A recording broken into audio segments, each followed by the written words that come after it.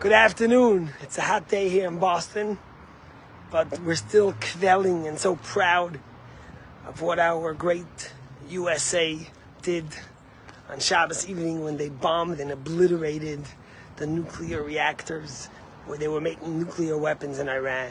What a gift to humanity. But it's interesting. This week's Torah portion we read about Korak. Who was Korak? Korak was Moses' cousin. What was the issue? Korak was upset that after Moses became the leader, and according to God's instruction, Aaron became the high priest, but then Korak felt that he was from the second family of the tribe of Levi, and he should get the next honor. But Moses skipped over him. Why? Because that was the direction of God of who should be the next leader. And Korak tried to make a rebellion against Moses. What does he go? He goes to his neighbors, the tribe of Reuven, and the tribe of Shimon, the tribe of Reuven, and the neighbors that are around him, and he says, what's going on here? He says, why is Moses the leader? Aren't we all God's children? Why is Moses in charge? Now, we all know, Korach didn't care about the other people. He didn't care that Moses was the leader and not everyone was equal. He just wanted to be the leader. He wanted the power. But how's he going to convince people to go with him? Very simple. He's going to tell them that he cares about them, that he wants them to all have equal opportunity. Of course, he never meant that.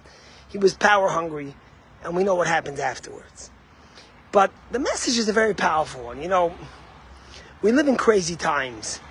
And in the last year or two, we've had extremes on the woke left and the woke right who have been spewing anti-Semitism and hate against the Jewish community.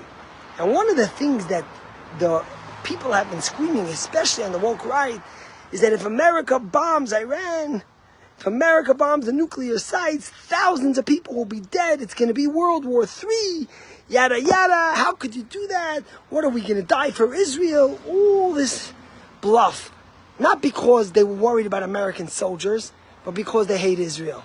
And in fact, what Israel kept on telling America the whole time was that this won't create World War II, this was World War III, this will stop it.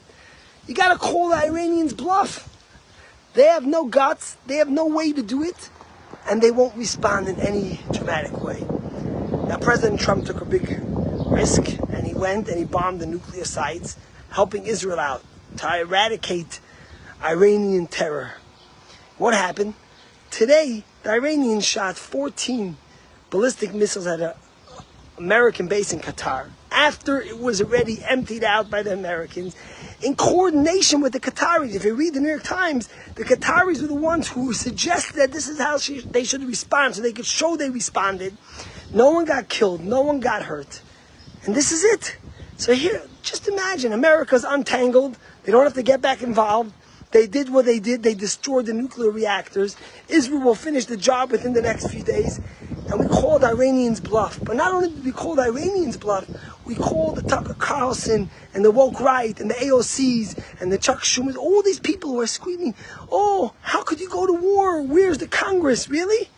What happened when Obama went to war in so many different places? Were you screaming then? We called everyone's bluff.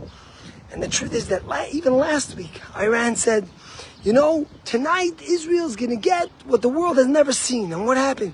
Even today, they tried to fire 60 missiles at Israel. They can only get 20 off because Israel keeps on bombing all the launchers. Israel says they're winding down. It's a few more days. Imagine, the world for years has been building up to this threat. Everyone was scared of Iran and their threats. They didn't want to do anything. And here, in a matter of 10 days, we have obliterated the nuclear reactors in Iran. We've taken out 2/3 of their ballistic launchers. We've taken out over 50% of their ballistic missiles. We've taken out the factories that make them.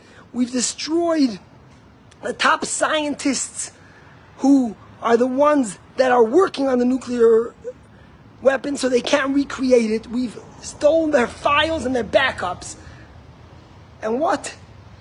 Of course, it's been painful for Israel for 10 days. The economy's closed. But what people were saying is going to happen, it's just like Korach. We have to trust and do the right thing always and stand strong.